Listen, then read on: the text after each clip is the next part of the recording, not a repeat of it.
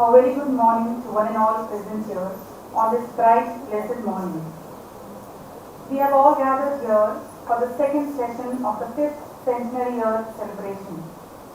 We begin today's program by seeking God's blessings for this beautiful day in our lives. I request everyone to maintain a prayerful posture for the prayer song.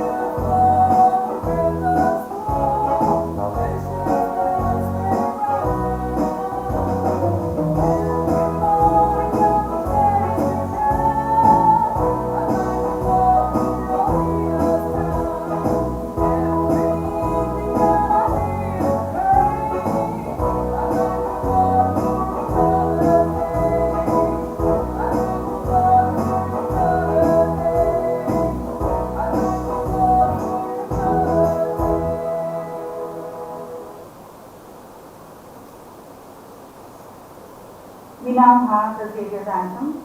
I request everyone in the gathering to kindly rise for the same.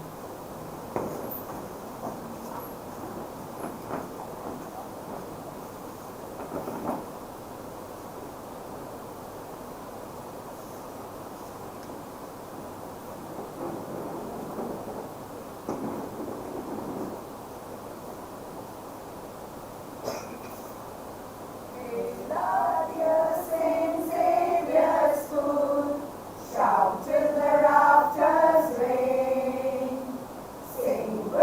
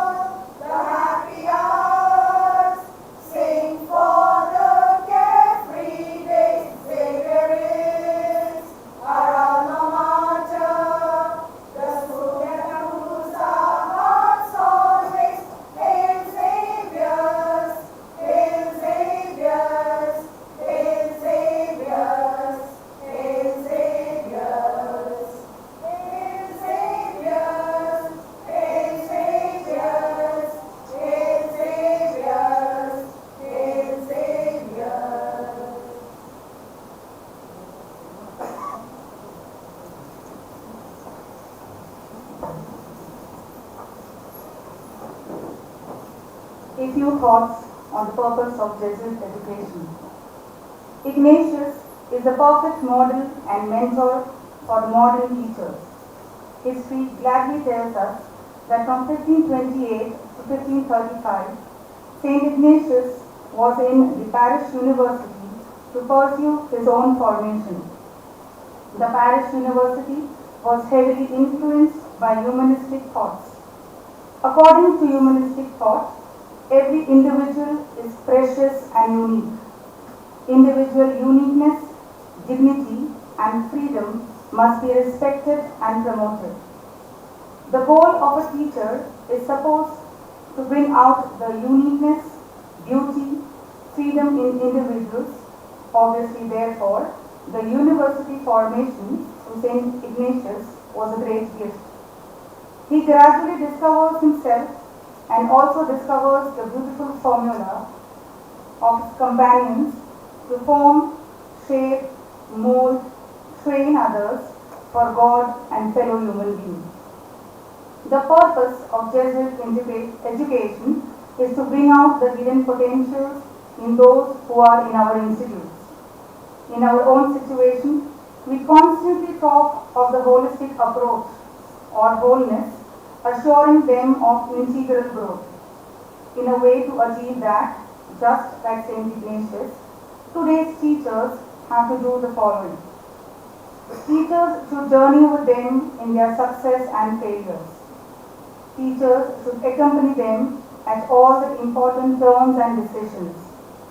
Teachers should guide them at all the essential life matters. Teachers should walk with them in all the context and circumstances. Especially today, when we deal with post-millennial youth in our institute who are affected and somewhat, many are, addicted to digital device culture, majority coming from economical weaker sections of the society. Some of them are for the first time coming into the city. Some of them from the same city with limited scope. What we need today is that for such hard times with different groups, an accompaniment is very important. That is, mentoring is very important. Therefore, only by being with them and being for them can truly help them to bring out the potentials they have in store to build God's and human beings' dwelling place. Only by being friends in God, the teachers can bring out the best in all those who offer their lives for God. By doing this, teachers will be able to bring out the genuine transformation. Teachers will be able to bring out the true change. Teachers will be able to bring out requisite holiness. This is the great learning lesson for the modern teachers to learn from the founding teacher, Saint Ignatius. Dear teachers, we are pleased to have with us today Father Simon Thomas, our chief guest for the day. I request Father Xavier to welcome him with a bouquet.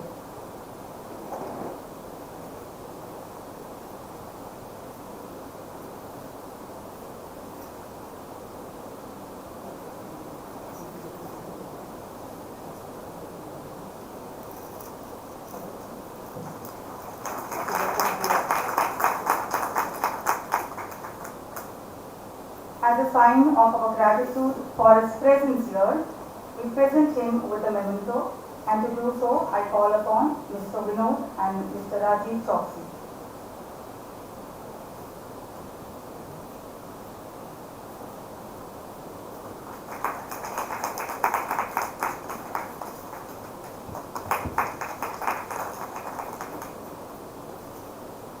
I now invite Father Whipple, who will introduce Father Simon Thomas to the gathering.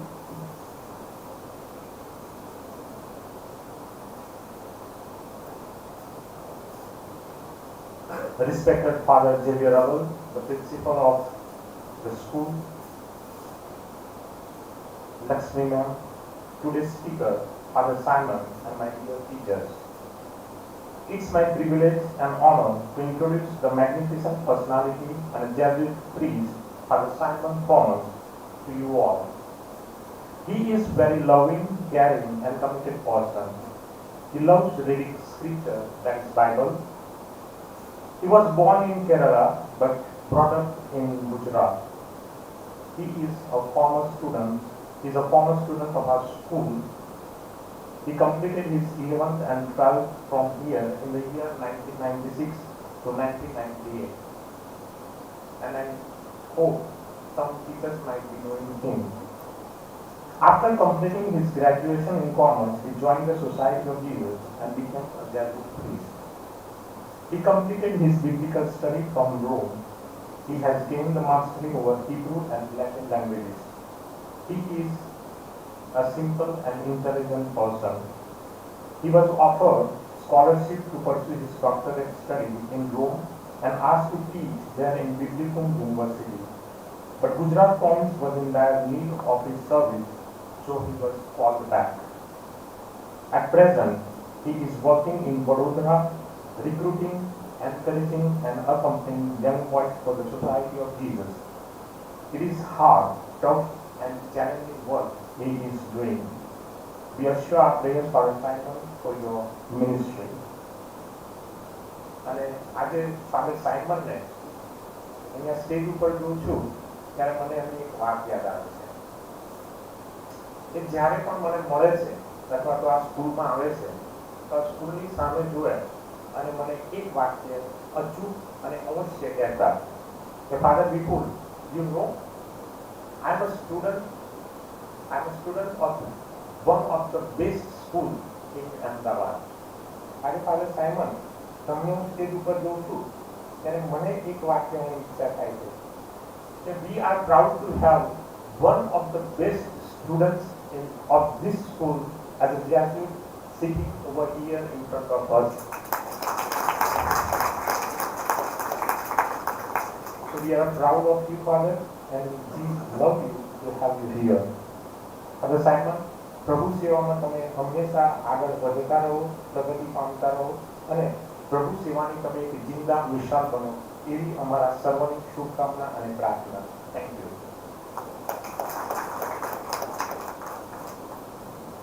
Thank you, Father Vipul.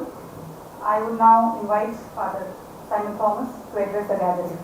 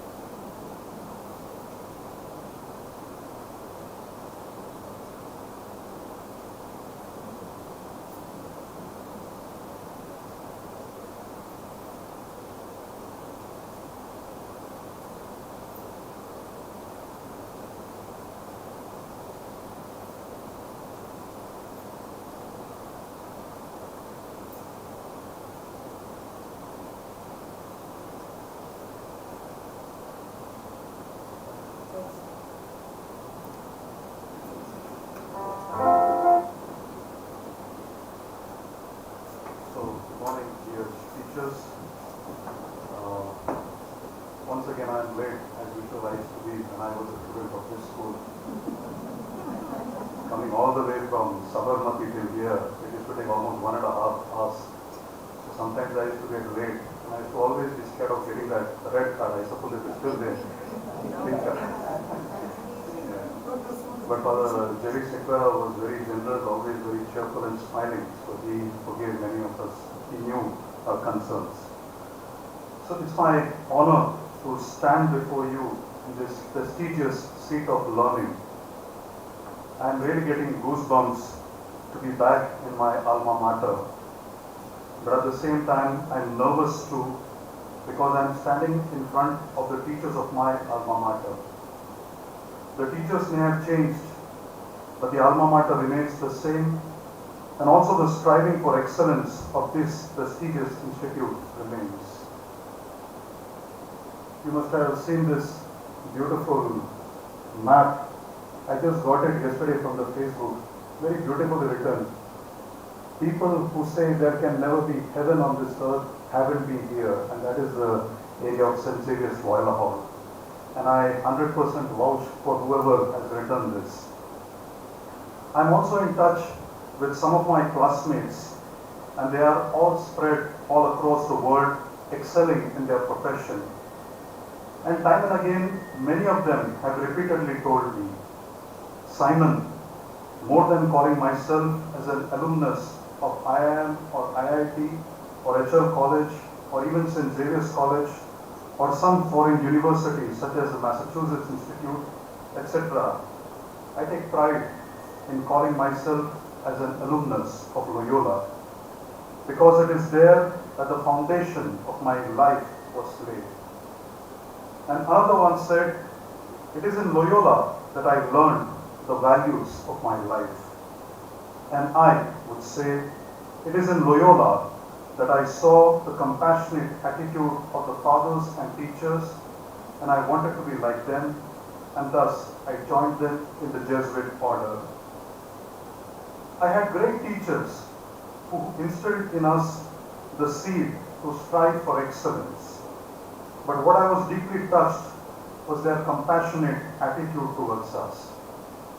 I remembered when I was studying in Loyola, I was good with accounts and stats, but I was a disaster, or I was very, very horrible in languages. So we had this weekly test when I came to Loyola after I think 2 weeks. Betty ma'am was my class teacher. So she took the weekly test, and there I was very happy. Not few, but many of us got less marks. So from next year onwards, Betty ma'am was very strict, and all of us were asked to stay back after school. That is after 4:30. That time it was till 4:30. After 4:30, she made us stay for an hour, and she was taking extra classes for us. That means almost till 5:30, and by 7 o'clock, I used to reach home. And in the same way, I was one of the few students, since I came from a very, very low middle class family. In that time, Loyola, I suppose still also, it is considered as one of the elite schools in the city. So I came from a very, very lower middle class family, and I couldn't afford tuitions in 11th standard. And I was coming from Sabarmati, which was quite a distance those days.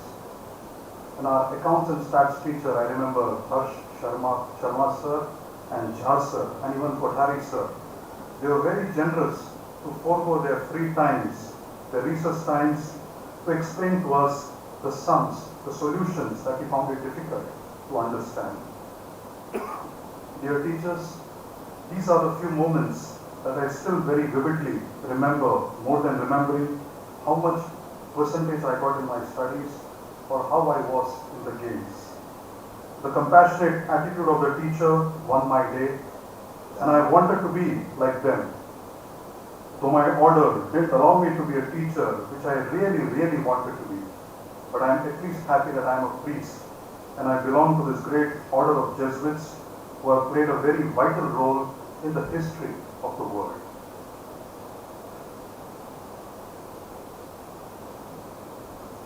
Today, the Jesuit order is celebrating 500 years of the conversion of St. Ignatius. We call it the Cannonball moment, because St. Ignatius was hit by a cannonball while fighting the war.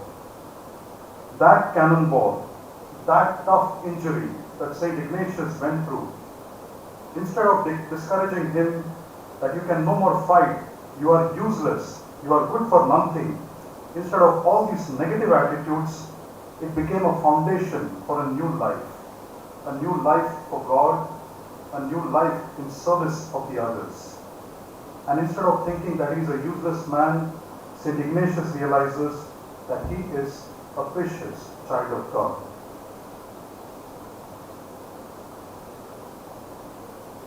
So Jesuits, we priests belong to the Society of Jesus, take our inspiration from this foundational experience of St. Ignatius, from this cannonball moment of Ignatius. That is, to see God in every person and in every situation. For today's time, this pandemic time, and to respond positively in every situation. It is also to take up that task where I feel I can serve God better and I can do the greater good to humanity. And thirdly and most importantly, this foundational experience makes us realize that we are agents of reconciliation. Thus, we Jesuits have been excelling in various fields over the last 500 years.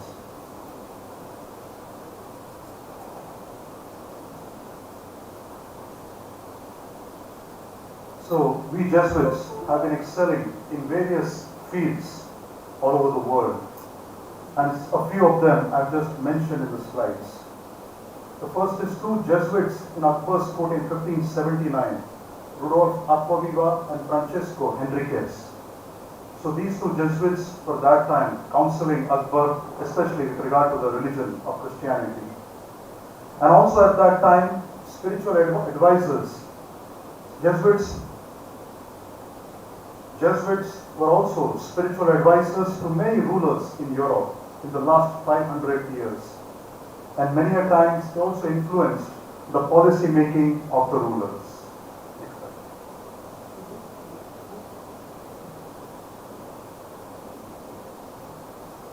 There were Jesuit explorers also.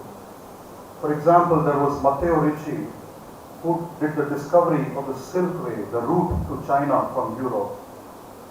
Also, the location and exploration of Blue Nile was done by the Jesuits. Also, exploration along the rivers Mississippi and Amazon River were done by the Jesuits. And many of the South American countries such as Paraguay and Peru were explored by the Jesuits. And it is also said that Neil Armstrong, who landed on the moon, he was there with the Jesuit map and he was studying the Jesuit map on the moon. We also have great Jesuits in science and astronomy. We have Christopher Clavius, who constructed the Gregorian calendar that we still use. We have the famous Teilhard de Chardin, the famous paleontologist. We have Roger Boscovich, who discovered the atomic theory, especially the structure of the universe. We have Ferdinand Bonell, who is known as the father of meteorology. We have Angelo Pietro Secchi, who is known as the father of astrophysics, and he perfected in meteorography, spectroscope and telescope. And there are almost 35 craters in the moon which is named after the Jesuits.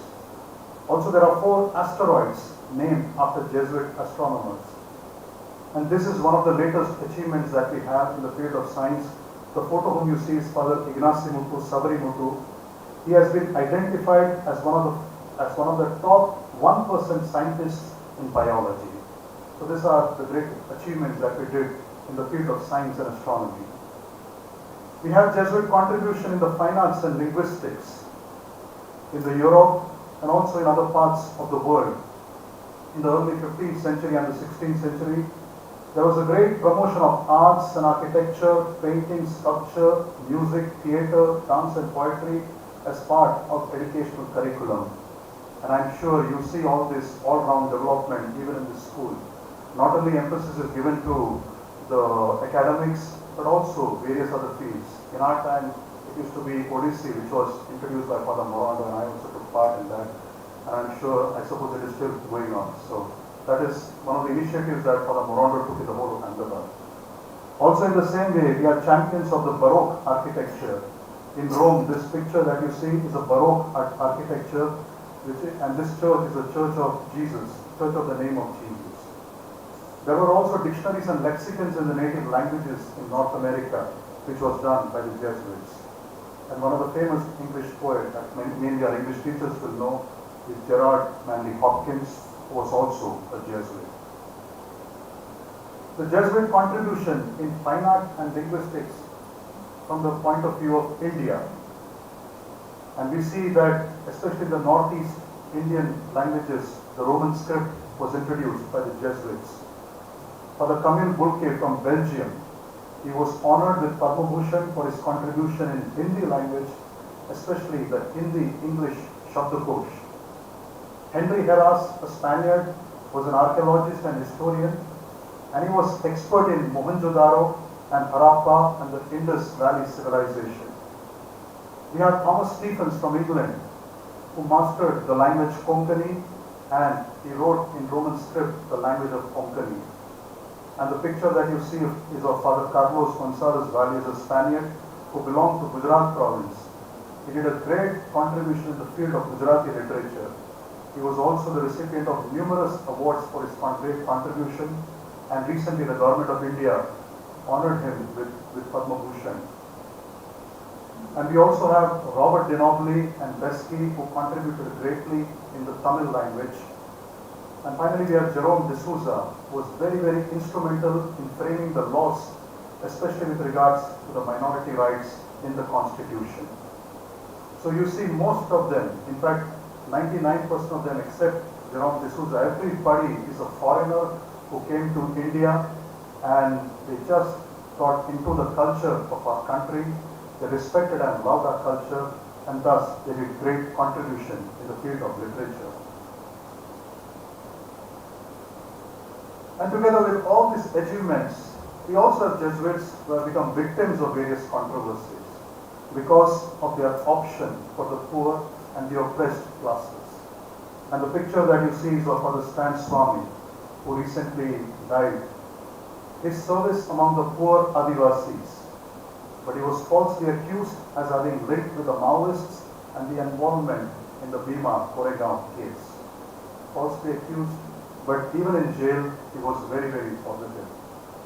And also we have the Paraguay reductions, where Jesuits supported the Red Indians, the aborigines in Paraguay, and they were opposed not only by the colonial powers, but also by the hierarchy in the church, by the bishops and the cardinals that time.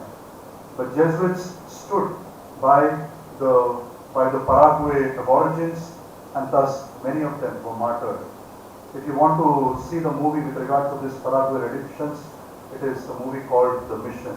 Very, very inspiring movie. If you get a chance, you must watch that movie. So, this is the various achievements and also the controversies that they get into, all because of the preferential option for the poor and the oppressed class, and also because we, each Jesuit, also experienced that foundational experience that St. Ignatius had, the Cannonball experience. We experienced it in the first 2 years of our novitiate when we joined the Society Jesus. So, apart from all these contributions that the Jesuits have done, the major contribution that the Jesuits have done is in the field of education.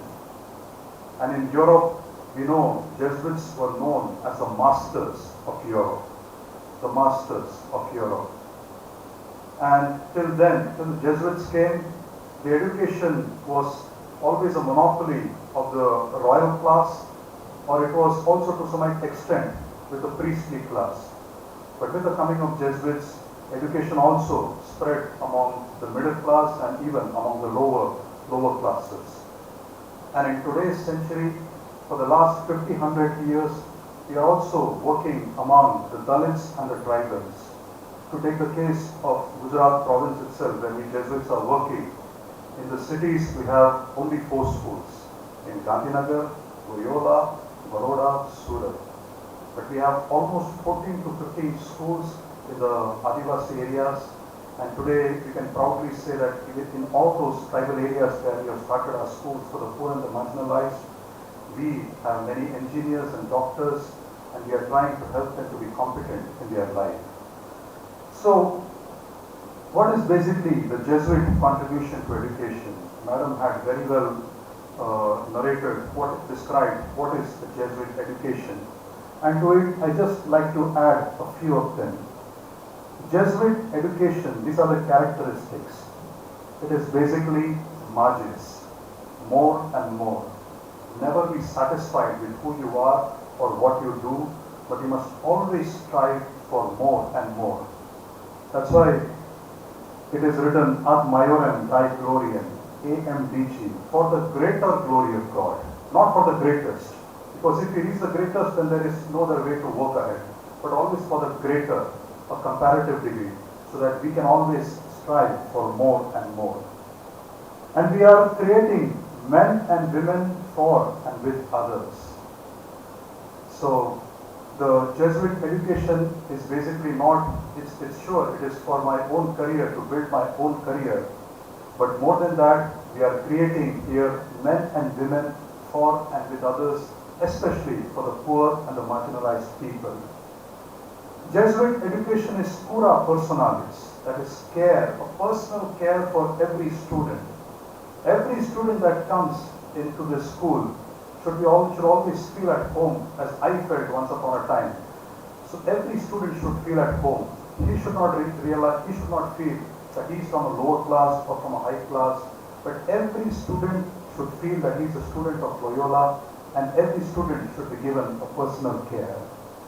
And here we train them for the unity of heart, mind and soul. Not merely for the mind, not merely for the intellect, but also for the heart, for the soul. To be compassionate, as you teachers were compassionate to me once upon a time when I was here. And also, Jesuit education is forming and educating agents of change. I know all over, you also must be knowing, all over the world, Jesuits are known for the education. Wherever you go in the world, you have the top colleges and universities in the world which are run by the Jesuits, like the Georgetown University, the Boston College in US, and also in Spain, also in India. Among the top 10, I'm sure you must be reading India Today, among the top 10 colleges, there are at least 3 to 4 colleges, Jesuit colleges, which come in the forefront. So, Jesuits have contributed greatly in the field of education, not only in India and all over abroad. And we have been graced by a wonderful alumni all over the world. And a few of those alumni, we are going to listen to them in the video that I'm just going to show.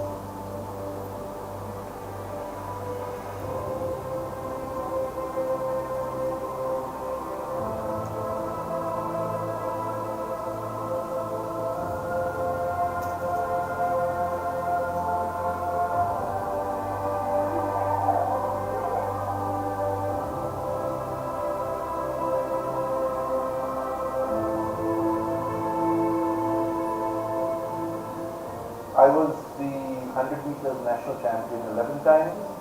I ran for India at the Olympic Games. Senior journalist and author and news presenter. I work in a private equity firm. I'm the CEO over there. Today I'm a professor of neuroscience. I'm very fortunate to be a gold medal winner in the first Olympic in Moscow. I'm a professor of biology at the Tata Institute of Fundamental Research.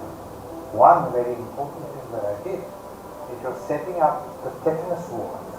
Full-time mother, part-time actor, writer, director. I'm Chairman and Chief Creative Officer of BBBO in India. Former Attorney General, retired as a Major General of the Indian Army.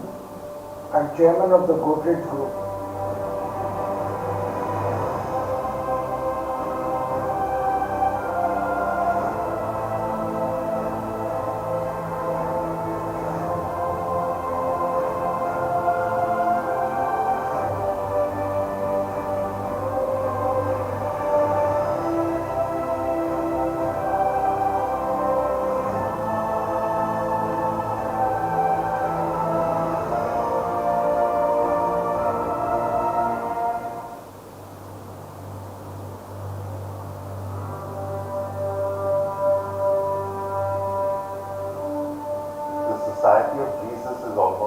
about 500 years old now.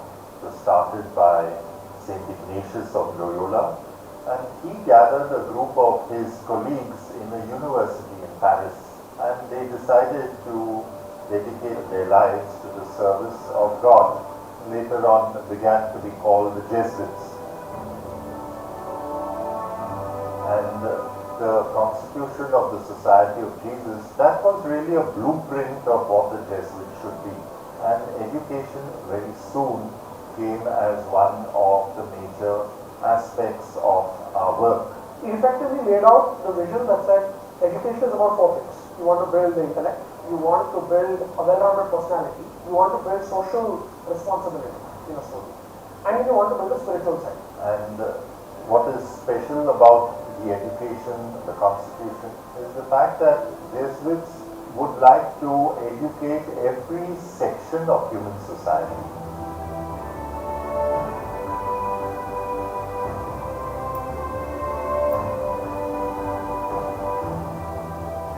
So we have maybe about 100 institutions of higher learning and many hundreds of schools across the country. And from the 80s onwards, we had set up about 9 secondary schools in the tribal belt, catering to almost about 15,000 Adivasi students. Because we are trying to build human community, and education is a very important key to that.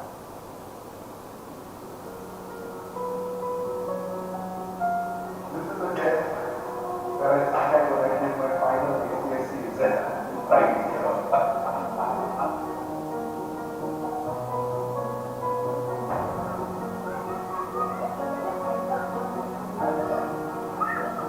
I had a tremendous education in school. I had many extraordinary teachers, learned a lot from them. We had great Jesuit priests, people who taught us not only the values, but they also taught us that education had to be all round. It was a formative part of my life. The work that you had to put in, the honesty that was required. I mean, if you made a mistake or if you did something wrong, you take that in your stride. It also taught me one more thing, that it's not practice that makes you perfect. It's perfect practice that makes you perfect. It taught us that the world is one. I was one of the few non-Christian students in the school. I don't remember a single occasion when there was any incident where I was not made to feel part of the group. I was exposed to all religions, all classes. They never allowed that to come into their education. It was about the now. It was the people and what they brought to it. Tremendous duty and real dedication to the cause of education. I began seeing how academic policies are shaped by people who are committed to education. There was a certain ambience created by these wonderful institutions run by the Jesuits that really, in a sense, gave me a certain foundation for the rest of my life. Whenever I've been pushed to the wall, I think I've thought of those days. I remember we were trailing by a goal, and I just took a long ball, and by mistake it entered the goal. So it was such a great occasion. I always remember that.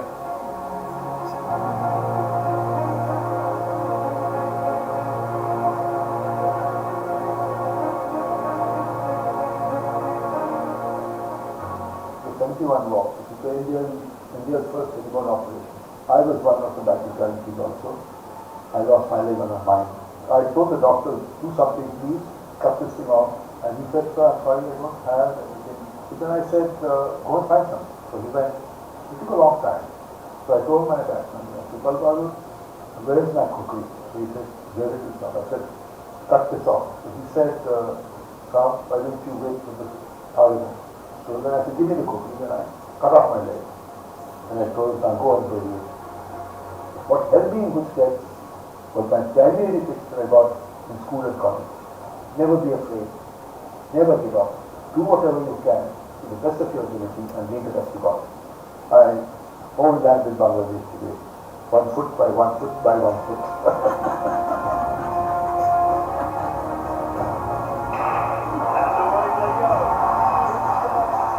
If it wasn't for St. Mary, I would have never done sport. So I was in the scouts and I was a troop leader. We used to do scouts duty for the inter-school sports.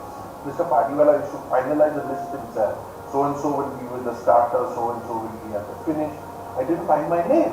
So I go to Mr. Padiwala and tell him, sir, my name is not there. He says, you're going to run inter-school sports. I said, yeah, I know I'm going to run inter-school sports. But I'm not going to get through the heats. And this is inter-schools. And he slapped me across my face. And he says, no, you will win only if you think you can win. If you think you're going to lose, you're going to lose. And I went there and won. And that's when I came into sport. And then the winning became a part of life. And I was probably the only guy who was not scared at the starting line.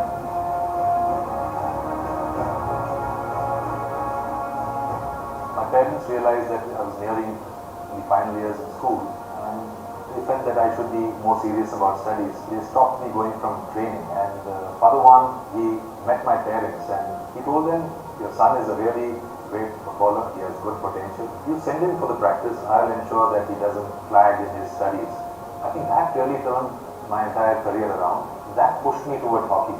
So that care that they imparted to us was instrumental in most of us really transforming ourselves or being impacted at a very young age. Xavier's gave me roots and then it gave me wings.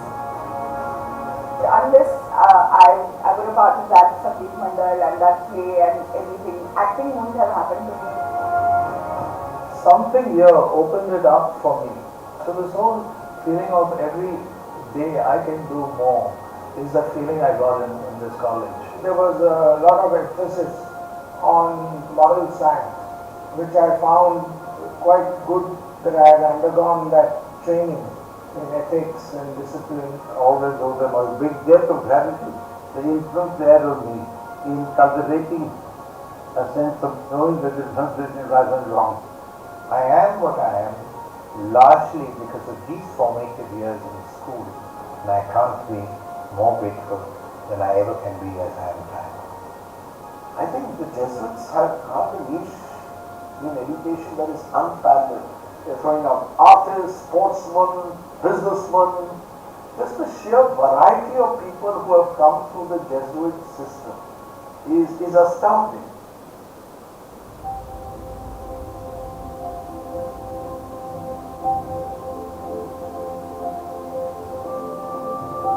I hope you continue the education that you gave us. I think they're shaping the lives of millions of young children.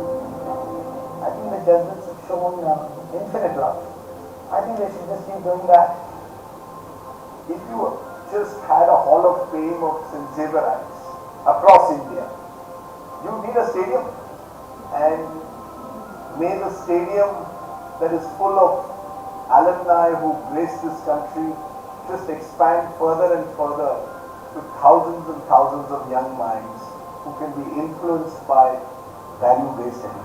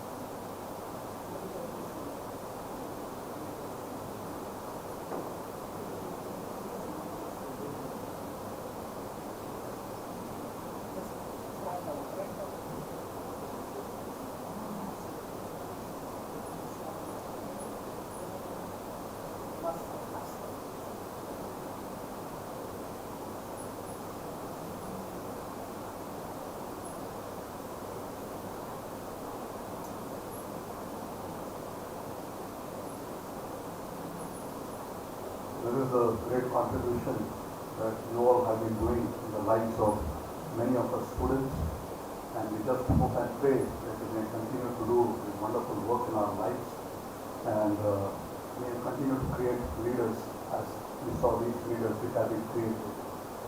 And one of the today's challenges your teachers is the obstacles to reconciliation.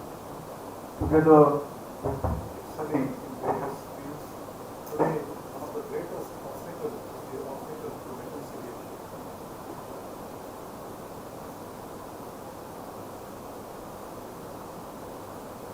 As you see, that many of our great scientists and all are exploring moons and Mars, but then the Earth is not proper. There are a lot of problems in the Earth itself. We see each other as Asians, Africans, Americans, and in India we see each other as Gujaratis, Malayalis, Tamilians, Punjabis, but not as humans. We are working for globalization, but we also feel inner emptiness. We feel we are nowhere, we are left out. We are saying that the world is becoming more and more one village, but in that same one village, we are feeling more and more loneliness. On the one hand, there is a lot of accumulation of wealth, and on the other hand, there is abject poverty. As you know, 20% of the people in the world are occupying the wealth of almost 80% of the people. There is a lot of scientific breakthrough, but there is also at the same time helplessness even in science, and we saw in the recent times with regard to the corona. There is also a lot of media brainwashing that is going on, labeling people as terrorists, urban Naxalites, criminals, Khalistanis, etc. And also there is a lot of depression due to too much of fear created by the media regarding the pandemic. There is also much time spent on the communication, but very little one-on-one communication. We are very lucky to have a lot of social gadgets, WhatsApp, Insta, Facebook, but at the same time we are losing that personal touch. A small example I would give is from Loyola, whenever I used to go home or whenever I used to come home from home to Loyola, on the way, we used to sit in the bus and go. And a lot of new friends used to make from different schools. A lot of new people, uncles and aunties used to meet when you sit in the bus. But today everybody is fiddling with a mobile. There is hardly anybody talking with each other. So we have reached that level. There is also a new world order spoken where all of us will be together. But what is happening in this new world order, it is only determined by the elitist, wealthiest and the politicians. Our world, dear teachers, are divided based on race, economy, religion, etc. So, what the Society of Jesus is inviting, especially in this Ignatius year, all of us, is to come at the level of reconciliation. First and foremost, reconciliation with God. Secondly, reconciliation with one another. And thirdly, reconciliation with creation. Reconciliation with God because many people are going away from God. Many people are losing the essence of there is a person who is much higher than us.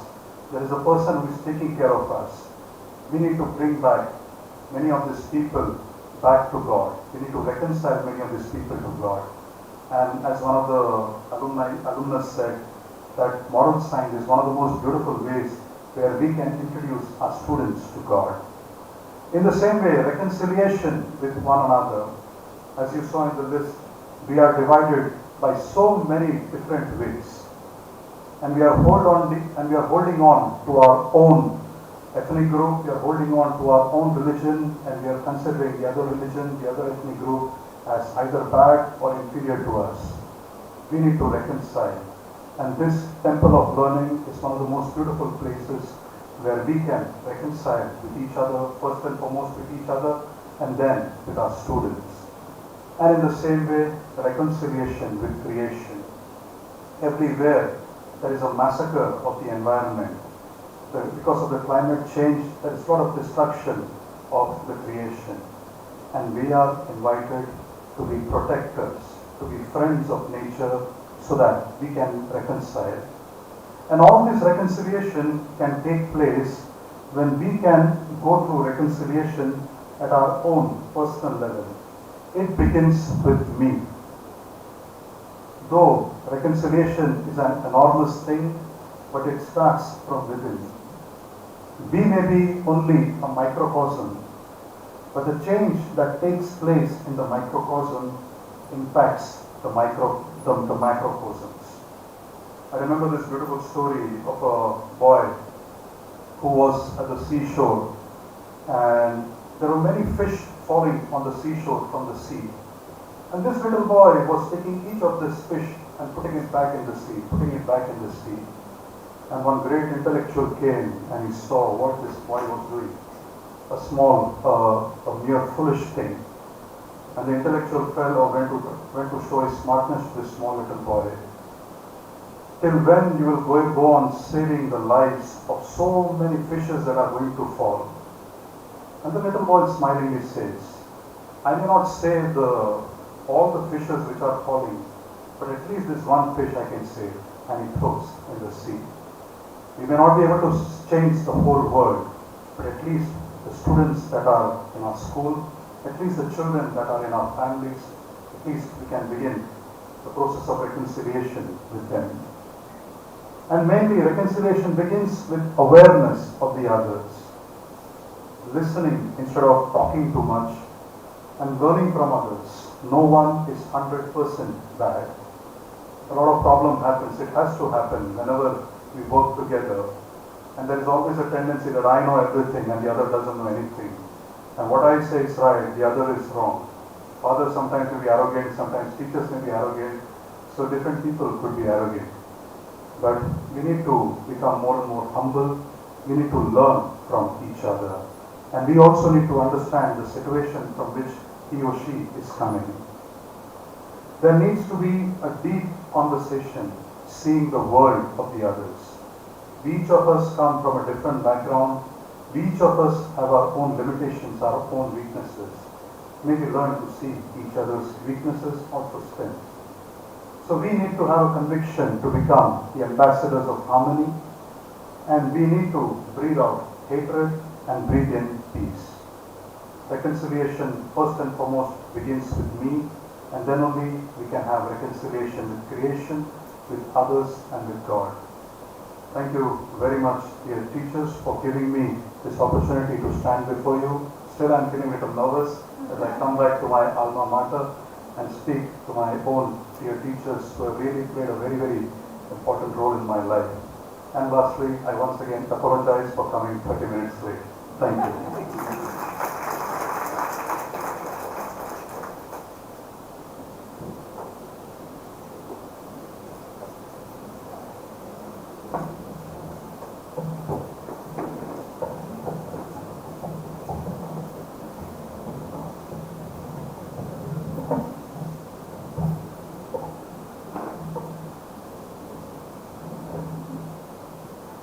Thank you, Father, for this enlightening and informative talk.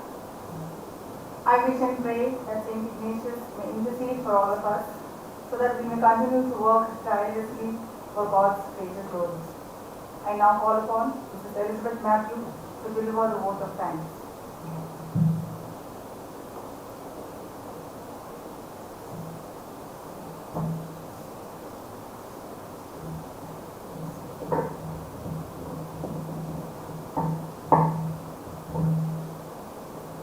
For me, every hour is grace, and I feel gratitude in my heart each time I can meet someone and look at his or her smile. So no matter what language you speak, a kind and smiling thank you always reaches everyone's heart. I deem it a great honor and privilege to propose the vote of thanks on this memorable occasion. First and foremost, I thank our special guest and speaker of the day, Reverend Father Simon Thomas, who despite his busy schedule has found time to come here.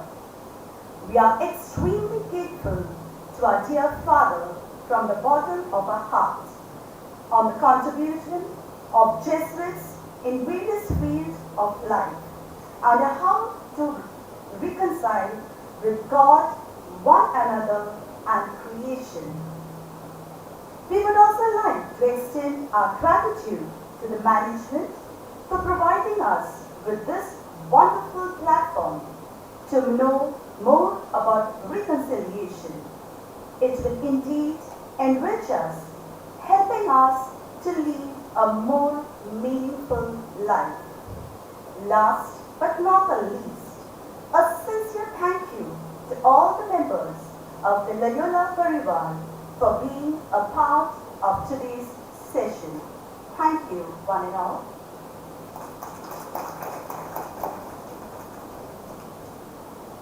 Thank you, ma'am. We now conclude the day's program with the national anthem. I request everyone in the gathering to kindly rise.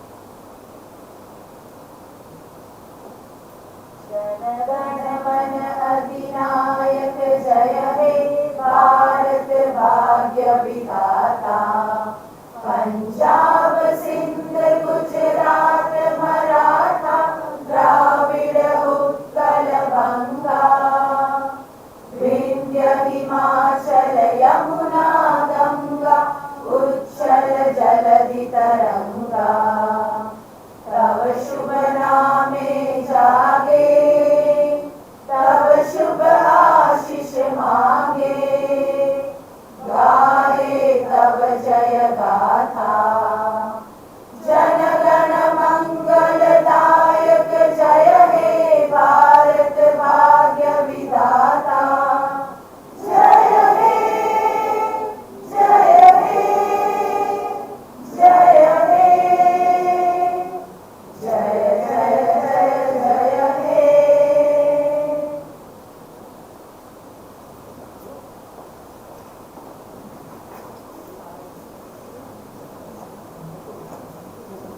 Once again, thank you one and all.